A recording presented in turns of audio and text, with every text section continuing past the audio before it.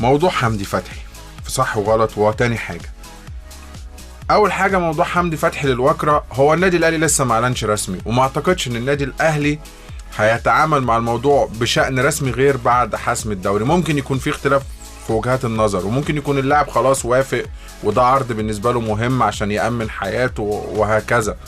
والدوري القطري من الدوريات المهمة جدا الفترة الأخيرة في الشرق الأوسط، وخاصة كمان ارتفاع شأن الكرة هناك بعد قبل كأس العالم وتنظيمهم لكأس العالم طبعا، والبنية التحتية العملاقة اللي احنا شفناها.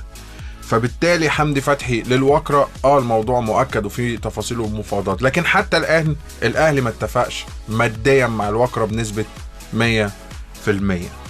ده موضوع حمدي فتحي. موضوع محمد عبد المنعم والهلال السعودي هو موضوع سوشيال ميديا ومواقع، مفيش أي حاجة لغاية دلوقتي على أرض الواقع. يعني حتى وقتنا هذا حمدي فتحي لسه لاعب في النادي الأهلي، ومحمد عبد المنعم لسه لاعب في النادي الأهلي. مفاوضات الهلال هو كلام على السوشيال ميديا أو مصادر أو ناس حابة تتكلم، لكن الموضوع لسه بعيد.